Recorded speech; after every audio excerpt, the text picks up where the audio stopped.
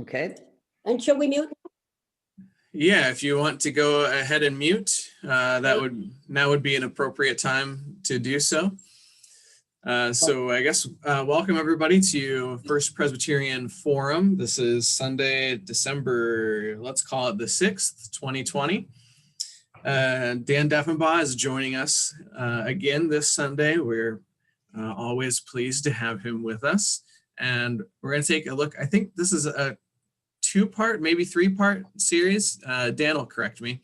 Yeah. That I've titled Messianic Expectations. We'll see if that title holds any water or not as we go along. But Perfect. Okay, excellent. So we are in the season of Advent. So I think Dan's going to lead us sort of at a look at what was expected of a Messiah in first century Jewish religious life. And how did Jesus maybe meet those expectations? How did Jesus not meet those expectations? So with all that said and done, my thanks to everyone for joining us. And Dan, take it away. Okay. I just got a text from somebody. I was hoping it wasn't someone saying, hey, give us a link to Zoom. But welcome everybody. I've been spending some time reflecting on Advent, and I try to do this every year, but I really want to affirm what Damon and Pastor Greg have been saying about this season of light being a new year. This is one of the unfortunate things about our religious tradition is that, unlike Judaism, for example, that has a very religiously oriented new year, begins with Rosh Hashanah, and then there's this wonderful 10 days of penance, asking forgiveness of your neighbor, and then finally meeting in the temple or synagogue for Yom Kippur, and asking for forgiveness from God as a nation, as an ethnic group. And that begins the year, and that begins in Judaism, this whole cycle of readings that starts with Genesis, and over the course of the year, they will read through the entire Pentateuch in their services. And it's a way to religiously establish for yourself that you're making a new start, that this book of life that is metaphorically open in the heavens, all of your past sins have been forgiven and wiped away, and you're starting with a clean slate. The way that we celebrate the new year in our society, it has absolutely no religious meaning to it at all. It's kind of an adoption of an old Roman festival, really. January 1st, it's just this arbitrary date. It has nothing to do with the solstice. It has nothing to do with the equinox, anything like that. And so it's too bad that, we've fallen into this kind of arbitrary observance of a new year. But there are many options. This season of light that we're in the midst of is one that is found across the world's religions in many ways. This time of darkness that we're moving into, it won't be long until we reach December 21st, which is the shortest day of the year, the most darkness. And if you can imagine in indigenous cultures or some of the early emerging cultures of our species, the fact that it keeps getting darker and darker and darker, what's going to happen if the sun doesn't come back? So there were usually, rituals that would, we'd be established to try to ensure that the cycle of the seasons would continue.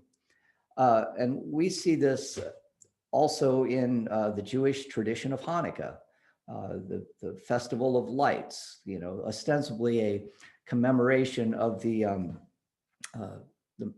rededication of the temple after it was destroyed by the Greeks. But also there is this more primal sense of, in the midst of darkness, there is light. The same with Advent. And in the midst of darkness, we're moving into this dark season, then all of a sudden the sun on December 22nd, December 23rd is going to start, expanding its light by just a few minutes every day. Before we know it, we're going to be at the equinox, and then we're going to be in the summer again. So the cycle continues. So Advent is the perfect time for Christians, I think, to look at themselves, whether as a community or as individuals, and to begin a new year. It's also a time when there's usually a transition in the reading of the Revised Common Lectionary. We move from one gospel to the next. I think we're moving from Matthew into Mark today, I think, or was it last Sunday? I'll talk about those. I should have checked that before we started. So I want to encourage people to do something that seems to have fallen out of favor, and that is to observe Advent and the lighting of these candles and this season of expectation and hope. I don't know if you're aware of the Advent wreath, but I'll just kind of remind you of that. Really, there hasn't, Advent hasn't always been observed. It's probably since about the 5th century. And it was not so much in preparation of Christmas, but in preparation of Epiphany, that people would pray, they would fast. There were certain days when you could not eat meat or dairy products. And so Advent, it's kind of developed over time. You can see in this photo, you've got this Advent wreath. And as I'm sure you know, living in the Northern Hemisphere, especially the further you move north, another symbol comparable to that of light is that of the evergreen, right? That which does not die in the midst of darkness. And so, from the German peoples, the Germanic region, this introduction of the evergreen has also become part of the Advent season.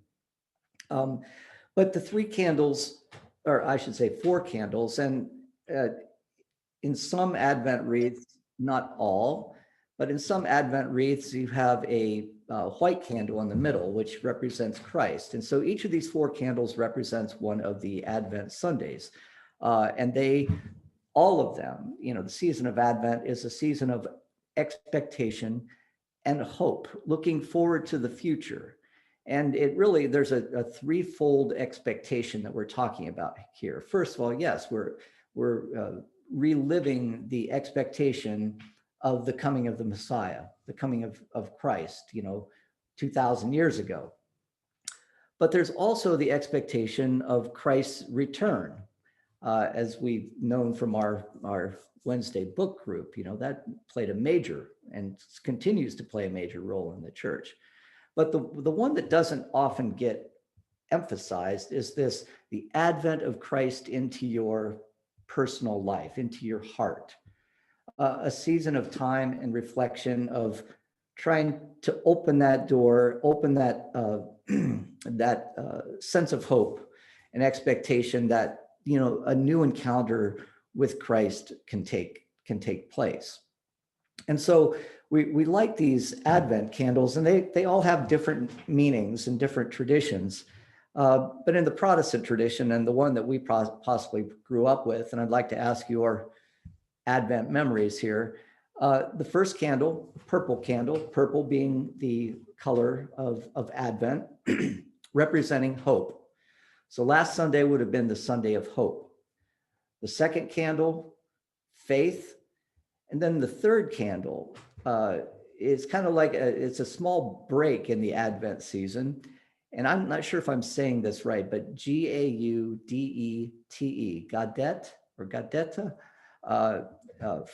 It's Latin for joy, as well as the fourth candle, which is that of peace. So these are each lit on the Sunday before, on the Sundays before Christmas. And then finally, on Christmas itself, you light the Christ candle, which is white in the center of the wreath. There are other traditions about what these candles represent. The first candle representing Isaiah, the prophet Isaiah that we'll talk about today. The second representing Joseph, or sometimes Bethlehem. The third representing Mary, or sometimes the angel Gabriel, and then the fourth representing John the Baptist. So we're going to try to bring a lot of those things together today in our study of Advent. So I want to stop right there and see if there are any questions or comments that people have maybe about, their own Advent memories. Of course, I remember as a kid, the little Advent calendar. I don't see many of those around anymore, but you would open a little door and you would, there would be a Bible verse associated with it. Any thoughts on this that people would like to add? Looking down the line. Kathy and Bob have joined us. Good to see you. And Anne, I didn't say hello to you. Okay, well then let's move on and talk about the expectations of. Let's look at the first expectation that we're talking about. Not so much the coming of Christ, not the coming of Christ into our own personal lives, but what was expected in Israel in the first century, in the time that Jesus was born. And, if some of you have been coming to the book group, that there's this just incredibly rich and complex history in Israel that begins with Moses, moves through the period of the 12 tribes, then eventually King David becomes king, then his son Solomon, and then there's a splitting of the kingdom into two different nations, the nation of Israel in the north, the nation of Judah in the south. The nation of Israel is destroyed in 722. Judah persists and just straggles along even through the Babylonian captivity, which is around 587 to 539. And then they were taken away to Babylon. They were brought back to Jerusalem. And in the midst of all of this, they're trying to relive or to recapture their glory days. And as I talk about this, I can't help but think about the Nebraska Cornhuskers. Did they play yesterday? I don't even know. But, the story of Israel's, hope for return to the glory days it can't be any more similar to what, the return of the king.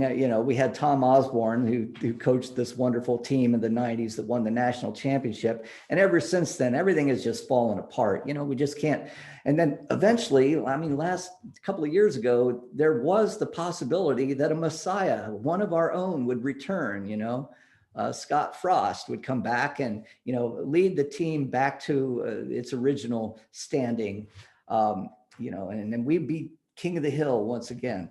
When I hear that story, I'm thinking, boy, it sounds just like what Israel was expecting. During the time of King David, Israel was at the height of its power, you might say, situated between Egypt in the south and then Assyria in the north, Babylon over into the east. From around 1000 to 922 BCE, there was no kingdom that was threatening Israel. And King David and King Solomon built the temple on Mount Zion, and things looked pretty good. We had our own priesthood, and then all of that eventually falls apart, right? The kingdom divides, Israel in the north, Judah in the south. And in the midst of this, the question arises, what is going to bring us back into God's good graces once again? And Israel had three possible answers to this question. The first of these was very popular in the kingdom of Judah. Like Judah was in the south, and that was where Jerusalem was, and that's where David was king. And so in Judah, in the south, the hope of a king, a righteous king, the return of the king, this theme that J.R.R. Tolkien was able to pick up on so well. That was what was going to do it, because there was such a strong connection between the king and the landscape, the geography. If the king was righteous, the people would be righteous, the land would flourish. Another theme that we see in the King Arthur legends, right? Everything's fine until that darn Guinevere and Lancelot just mess things up. And then, nothing but division just runs rife through the kingdom. And this was a disruption that the people of Israel, the people of Judah were feeling. What will make it right? Well, God will make it right by reestablishing once again a righteous king, a Mashiach, one who is anointed. Literally is what Mashiach means in Aramaic, Mashiach in Hebrew, similar. But a king who would be anointed at the temple in oil, and that oil would suggest the presence of the Spirit of God on that king himself, on that human being. It was a ritual that took place in Judah, but never did the king rise to the expectations of the Messianic hope. And that Messianic hope is one that you know so well, because I think we referred to it not too long ago when we were looking at Matthew. But Isaiah, who was a prophet in the southern kingdom, writing at a time when they were still hoping that a king like David would return. And he gives this image of what it's going to be like when that king returns. And you know it so well, but especially for those who are in the Wednesday class, I want to make the connection with the seven spirits of God in this reference that we talk about in the book of Revelation. A shoot shall come out from the stump of Jesse. Wonderful image. Imagine a tree that's been cut down, right? And Will knows this better than anybody. You can't just cut down a tree and call it good, because before long, a shoot is going to come out of that stump. So you have to utterly destroy the stump. Grind it out, get rid of every last little root. Well, this is an image of how Israel saw itself, or more specifically, how Judah, the people of Judah, saw themselves. Their glory days, the king of their glory days has been cut at the root, but still there's life underneath. It's still, very vital underneath. And soon, after this long winter, a shoot is going to come out. And from that shoot will come this Messianic righteous king. A shoot will come out from the stump of Jesse, and a branch shall grow out of its roots. And here's what the righteous king will look like. 7 spirits of God. The Spirit of the Lord shall rest upon him, the Spirit of wisdom and understanding, the Spirit of counsel and might, the Spirit of knowledge and the fear of the Lord, knowledge and the fear of the Lord. His delight shall be in the fear of the Lord. He shall not judge by what his eyes see, or decide by what his ears hear, but with righteousness he shall judge the poor, and decide with equity for the meek of the earth. He shall strike the earth with the rod of his mouth, and with the breath of his lips he shall kill the wicked. Righteousness shall be the belt around his waist, faithfulness the belt around his loins. This idea of righteousness, Zedekah, it's a difficult word for us today because we think of people who are self-righteous, right? But basically it means living in complete harmony with the covenant of God, and thus representing God's will in your person. So when a person does this, lives by the covenant, he is righteous. When a whole community lives by the covenant, it is a covenant of righteousness, and justice will prevail. Justice for the poor, equity, all of those things that are so important. Well, that was very popular in the Southern Kingdom, this idea of this king.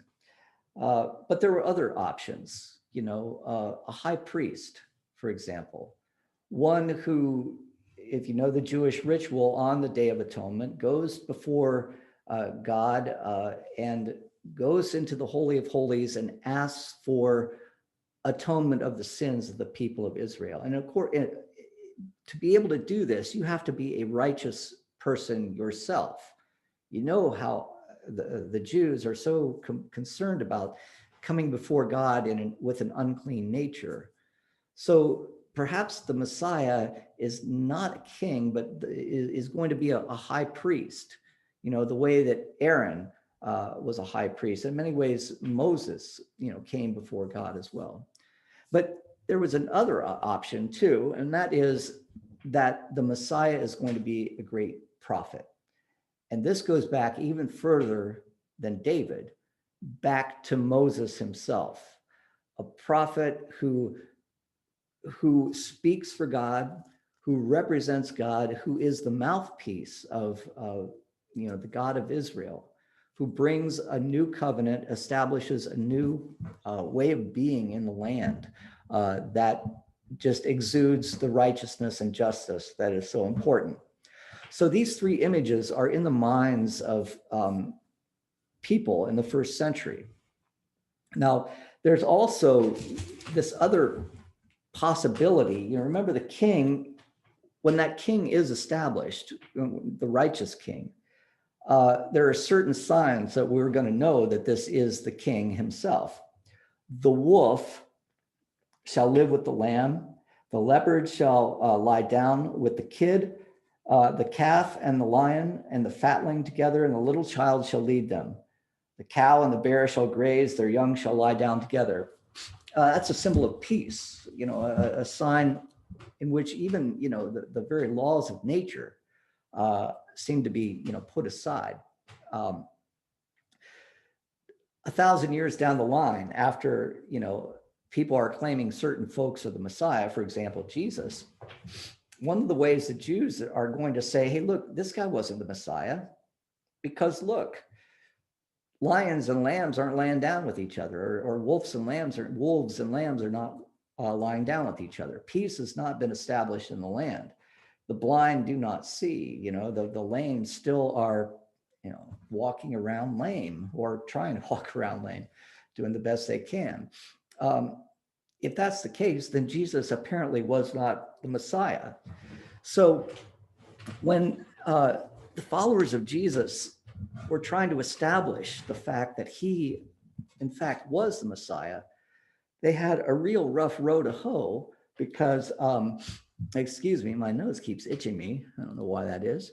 They had a real rough row to hoe because, excuse me, there were so many things that Jesus did not accomplish that were so important for the people of Israel. So let me just stop right there and see if anybody has any questions. Why, it's my nose. Dan? Yeah. When I was in college, we once had the opportunity to question a rabbi.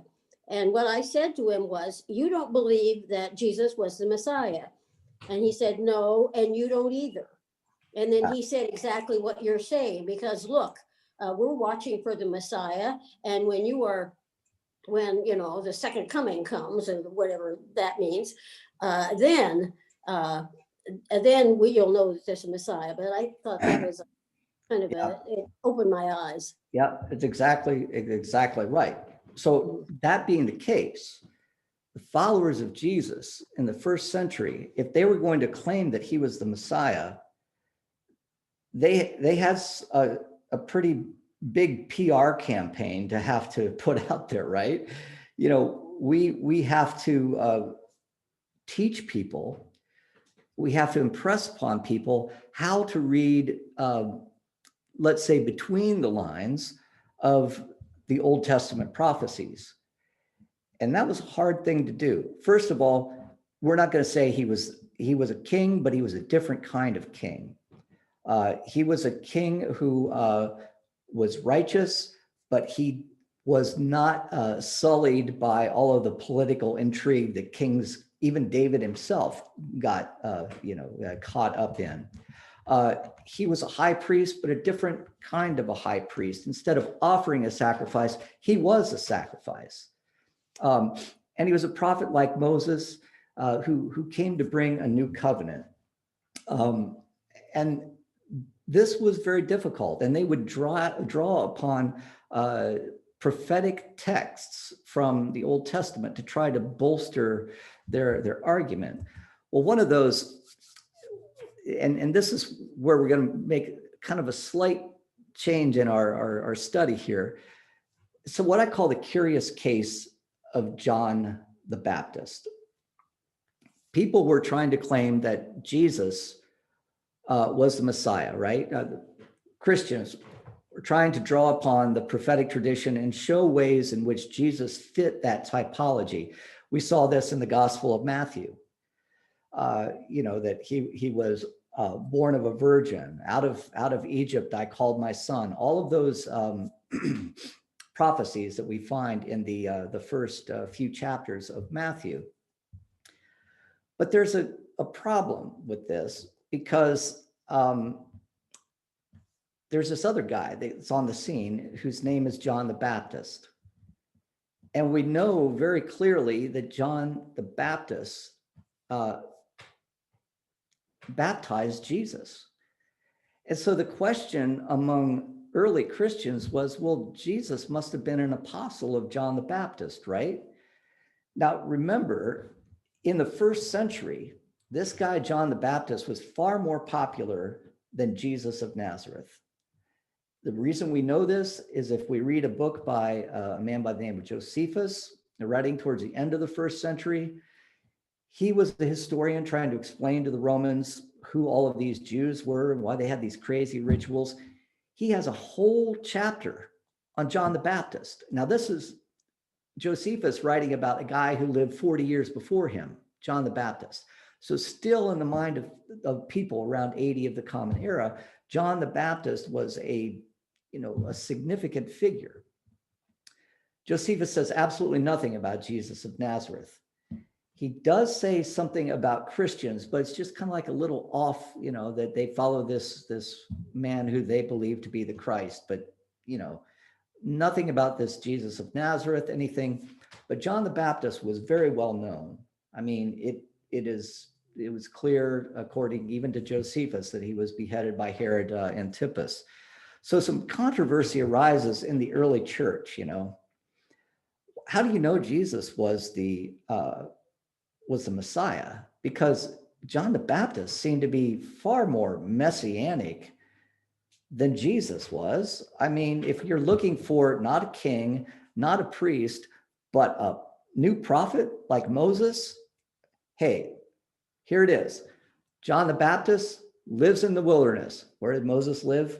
In the wilderness. John the Baptist comes preaching a new covenant, a new way of being in the world through baptism, very similar to Moses. Even the way that John the Baptist did his baptizing was very dramatic and very theatrical.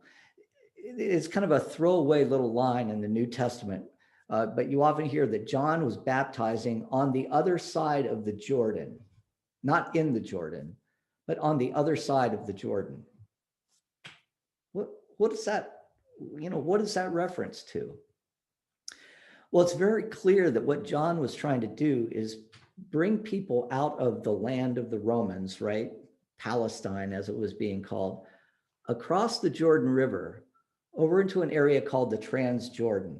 If you remember in the Old Testament, this is the place where Joshua brought the Israelites to the other side of the Jordan just before they come into the land of Canaan and claim it as their own, the land flowing with milk and honey. John was trying to reenact that kind of passage from, the Transjordan across into Palestine. And what he was doing, he would take people over there and preach to them that they needed to make a complete metanoia, a complete turnaround, a complete change, and that is going to be signified by your baptism in the Jordan River.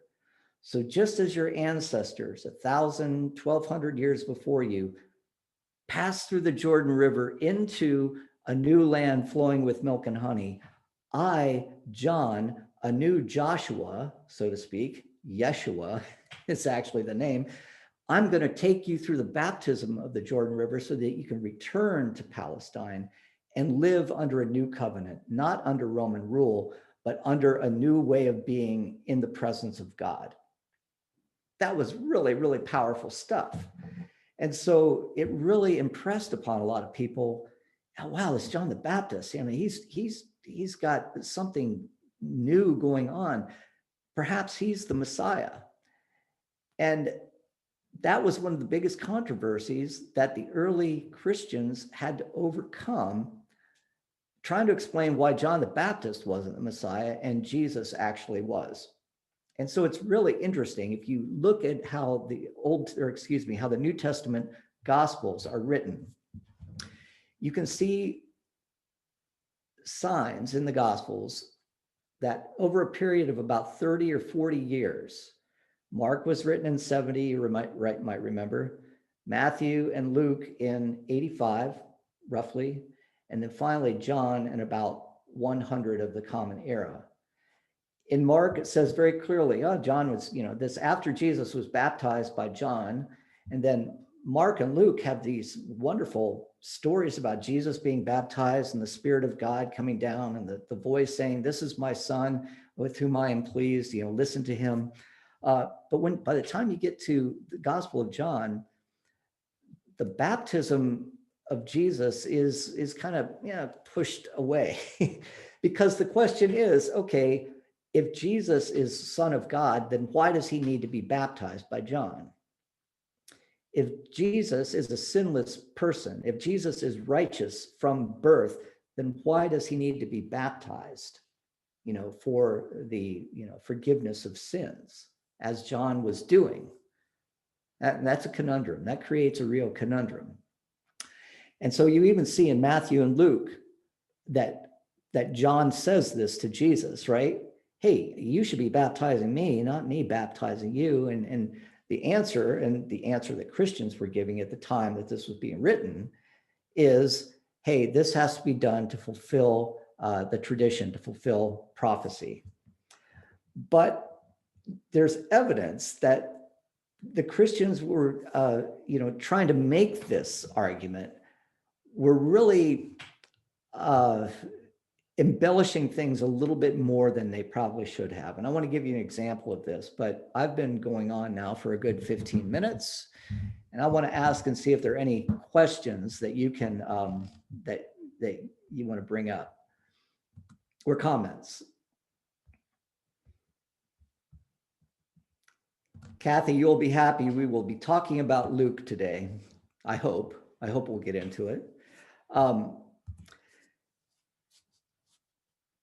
One of the prophecies that was appealed to in order to demonstrate the relationship between John the Baptist and Jesus of Nazareth is the very text that we're going to be reading today in worship. And it's Isaiah 40. Now, the context of Isaiah 40, it's written when the Jews are being held captive in Babylon. They've been there for an entire generation, roughly 50 years or close to 40, 45 or so.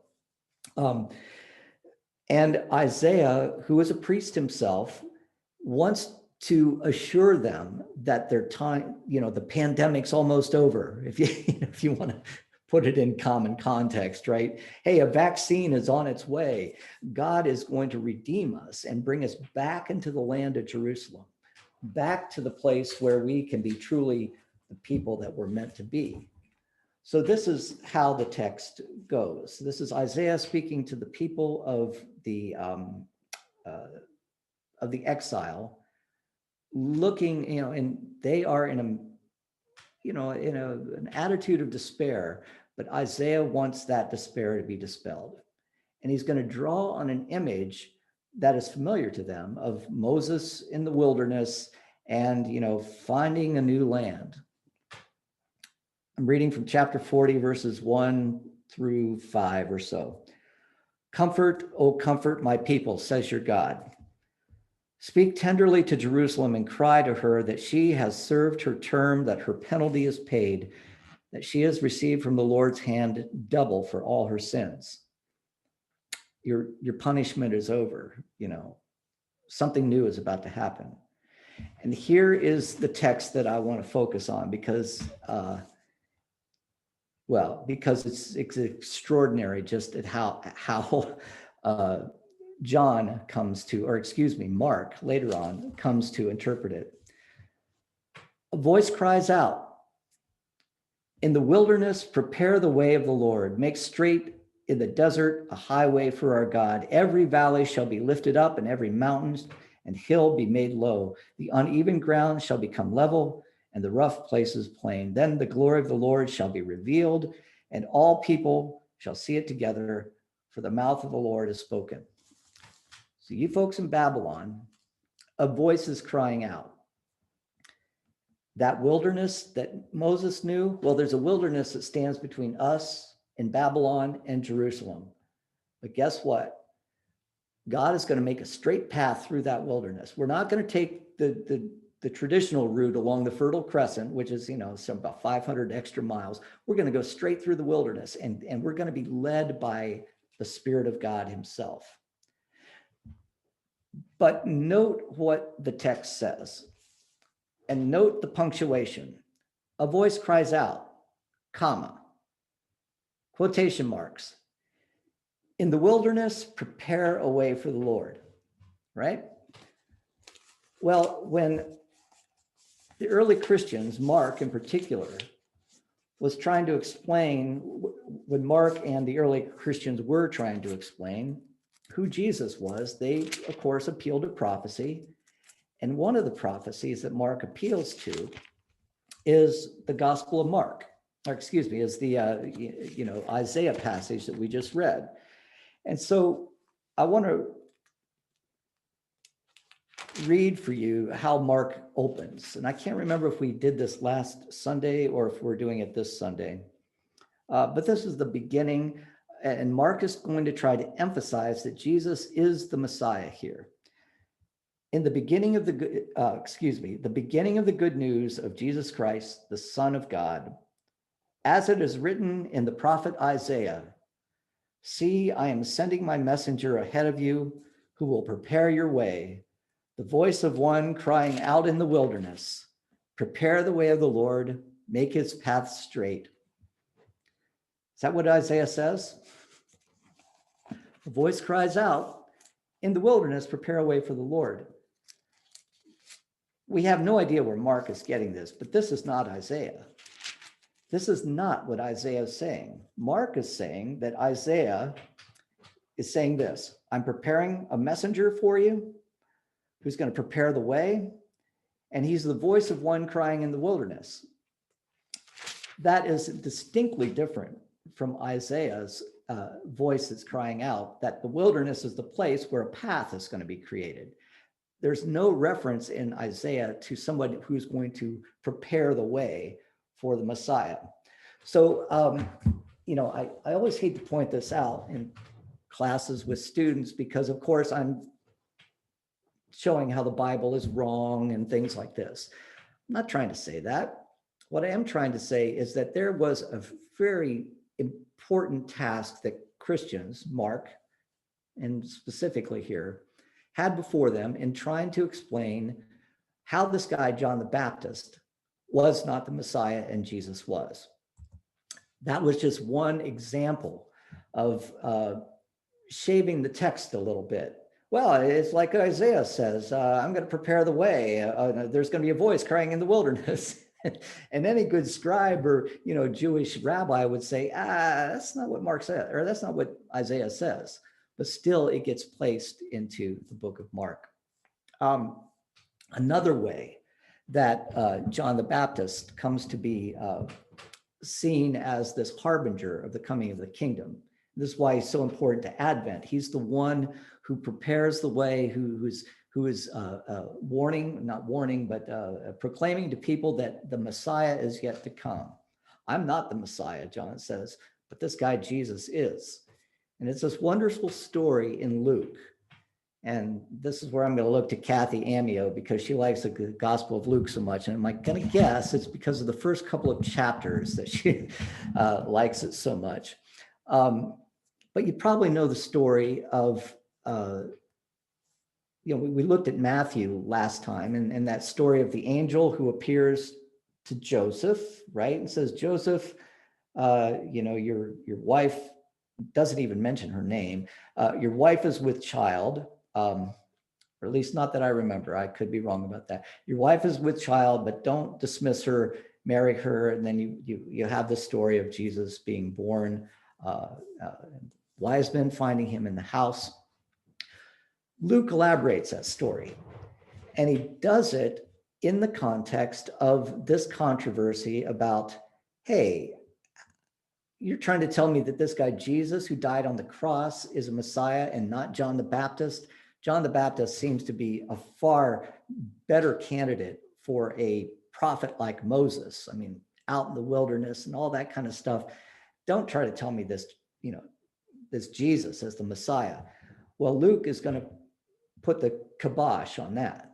He's going to say, I'm going to show you just the relationship between John the Baptist and Jesus of Nazareth. And I'm going to do it in a way that Matthew did not. There's a feminist side to Luke here that's very, very compelling. Because in the story of Matthew, all of the negotiations take place between men, right? Mary is incidental in the whole thing. She's kind of a problem, really. But, it's all going to work out okay. Look what happens in in Luke. It's great. The story of Zechariah. Now, Zechariah is he's a Levitical priest. Levitical priests were charged with going and preparing the temple on a daily basis. And Zechariah draws his lot, and he's in the temple, and the angel Gabriel appears to him and says, your wife Elizabeth will soon be with child. And Zechariah doesn't believe it. First of all, hey, my wife, look, I mean, she's already, well past birthing age. And the angel says, well, since you're such a moron, I'm going to strike you dumb. And Zechariah can't talk.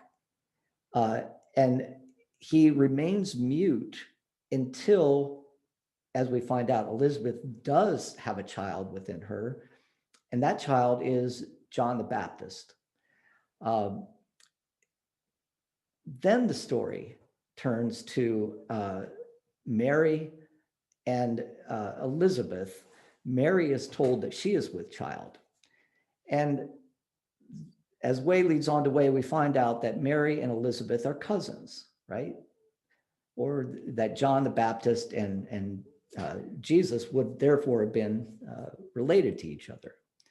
Mary goes to visit her cousin Elizabeth, and in their meeting,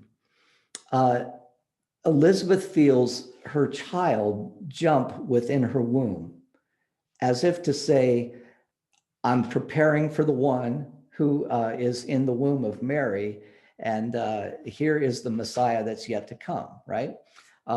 John leaps in in Elizabeth's womb. And here's where we have the introduction of two of the most beautiful hymns, really, in the Gospels about Jesus, first of all, and then John the Baptist. And it's in this meeting of Mary and Elizabeth where these two hymns are, let me find it for you. These two hymns are introduced, and they become central to the liturgical life of the church, especially if you're Roman Catholic, right? I'm going to read from verse 39 of chapter 1. In those days, Mary set out and went with haste to a Judean town in the hill country, where she entered the house of Zechariah and greeted Elizabeth. When Elizabeth heard Mary's greeting, the child leaped in her womb, and Elizabeth was filled with the Holy Spirit and exclaimed with a loud cry, "Blessed are you among women, and blessed is the fruit of your womb." Now, you probably know the prayer that is associated with that. Hey, Will, is that a question you have? Yeah, please jump in. Anybody else? No, it's not. Okay. All right. And blessed is the fruit of your womb. And why has this happened to me, that the mother of my Lord comes to me? For as soon as I heard the sound of your greeting, the child in my womb leaped for joy. And blessed is she who believed that there would be a fulfillment of what was spoken to her by the Lord. And then Mary's reply is that wonderful Magnificat, which has been placed to music, which is at the heart of Catholic daily worship, right? My soul, and this has to do with expectations, the expectation of Israel at the time of that Jesus was born. My soul, says Mary, magnifies the Lord, and my spirit rejoices in God, my Savior, for he has looked with favor on the lowliness of his servant. Surely from now on, all generations will call me blessed, for the Mighty One has done great things for me, and holy is his name. His mercy is for those who fear him for generation and generation. He has shown strength with his arm. He has scattered the proud in the thoughts of their hearts.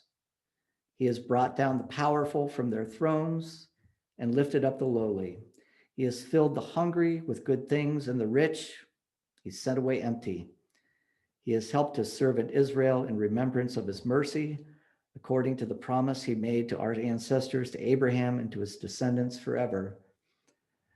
At the core of this Magnificat is the hope of Israel. His mercy is on those who fear him. He's shown strength in his arm. He scattered the proud, the Romans in this case, right? He has brought down the powerful from their thrones and lifted up the lowly, filled the hungry with good things, and sent the rich away empty, the theme throughout Luke. He's helped his servant Israel in remembrance of his mercy. This is the affirmation, even before birth, that Jesus is the awaited Messiah. And if you have any doubt, even before birth, John the Baptist recognizes this as well. Now, there's another very interesting hymn that's sung, and it's called the Hymn of Zechariah. It's also part of Catholic liturgical prayer, but it affirms who John the Baptist is in the midst of this great epic narrative. And this is finally, after Zechariah is released from his, after John the Baptist is born, Zechariah is released from his muteness of being unable to speak, and he sings this hymn. Well, I'll back up a little bit here. I'll give you the introduction. On the 8th day, they came to circumcise the child. We're talking about John now. And they were going to name him Zechariah after his father, but his mother said, no, he's to be called John. They said to her, none of your relatives has this name. Then they began motioning to the father to find out what the name he wanted to give him was. And he asked for a writing tablet and wrote, his name is John. And all of them were amazed. Immediately, his mouth was opened, Zechariah's mouth was opened, and his tongue freed, and he began to speak, praising God. Fear came over all the neighbors, and all these things were talked about throughout the entire hill country of Judea. Then his father Zechariah was filled with the Holy Spirit and spoke this prophecy. This is a prophecy about John the Baptist. Blessed be the Lord, the God of Israel, for he has looked favorably on his people and redeemed them. He has raised up a mighty Savior for us in the house of his servant David, as he spoke through the mouth of his holy prophets from of old, that we would be saved from our enemies, from the hand of all who hate us. Thus he has shown mercy, promised to our ancestors, and has remembered his holy covenant, the oath that he swore to our ancestor Abraham. That is about Jesus, right? And you, child, John the Baptist, will be called prophet of the Most High, for you will go before the Lord to prepare his way, to give him knowledge of salvation to his people by the forgiveness of their sins. By the tender mercy of our God, the dawn from on high will break upon us to give light to those who sit in darkness and in the shadow of death, to guide our feet into the way of peace. So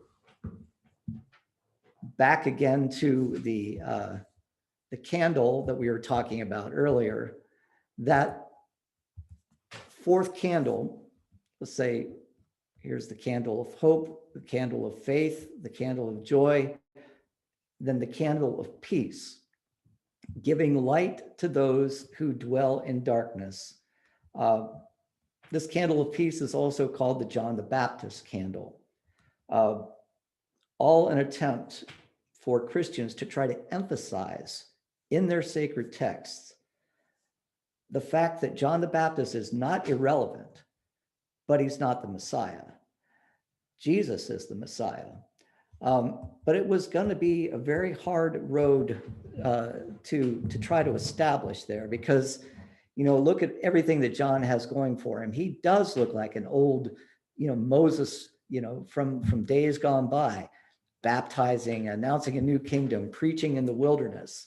But we know him now to be one who announces the advent, the coming of the true Messiah. And we see throughout the Gospels, this attempt by the Christian writers to try to put John in this light. Behold the Lamb of God who takes away the sins of the world, he says in the Gospel of John. I'm not worthy even to untie his sandals. And then finally, in John chapter 3, verse 30, I must decrease while he increases. Let me see if I can read that so I'm not completely massacring it for you here. And naturally, I didn't find the place before I should, but John 3:29. Now discussion about purification arose between John's disciples and a Jew. They came to John and said to him, Rabbi, the one who was with you across the Jordan, Jesus, to whom you testified, here he is baptizing and all are going to him. So obviously, there was some, hey, now these guys are following Jesus. John answered, no one can receive anything except what has been given from heaven. You yourselves are my witnesses that I said, I am not the Messiah, but I've been sent ahead of him. He who has the bride is the bridegroom. The friend of the bridegroom, John in this case, who stands and hears him rejoices greatly at the bridegroom's voice. For this reason, my joy has been fulfilled. He must increase, but I must decrease. So there we have it. I'm going to stop since our time is almost upon us. We have 3 or 4 minutes. And again, I've talked way too much. What kind of questions or comments do you have about this? Anybody?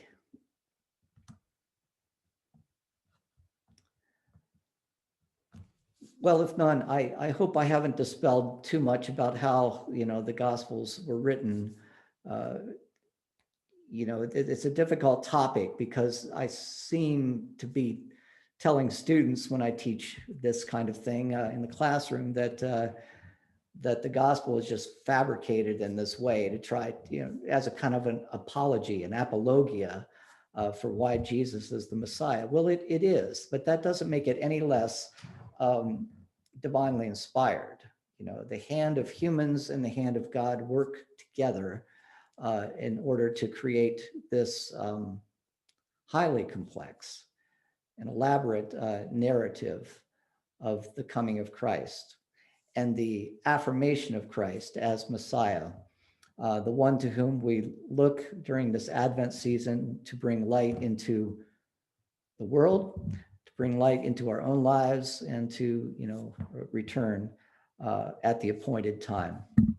So, if there are no comments. Oh, Dan, Yes. I would say one thing, and this is not a question, it's just a comment, but I can't speak for anybody else, but I'm really enjoying what I'm learning here, because when I think back about like Advent observances from my childhood and so forth, all I remember are Advent calendars, and that my favorite one had a different chocolate for each day. And so, I mean, so this is really illuminating and helpful for me. Thank you. Oh yeah. I like the chocolate ones too, But back to our original conversation about, just what it is that Advent represents. I really like what Greg and Damon have been trying to emphasize in our worship services. This is a new year, and this is a new life. This is a new step forward for us to try to put away the old, to expect for new light to come into the world. And when that light does come into the world, to celebrate it in its religious significance. And by the way, just one conclusion, the 12 days of Christmas are not 12 days before Christmas. They're 12 days after Christmas, from Christmas until Epiphany. This is something I actually learned in seminary and was embarrassed that I didn't even know that. But you know, a lot of times in our Protestant denominations, we don't emphasize the liturgical aspect of our church's history. So I hope this has been illuminating, no pun intended, and I leave you to go to worship now. And I'll see you next Sunday, where we'll talk about another Isaiah passage and its relationship to the Gospel of Luke. Okay. Bye. I don't know if Damon's still with us. Bye. Thank you, Dan. Okay. Thank you. See you later. Bye all. Bye.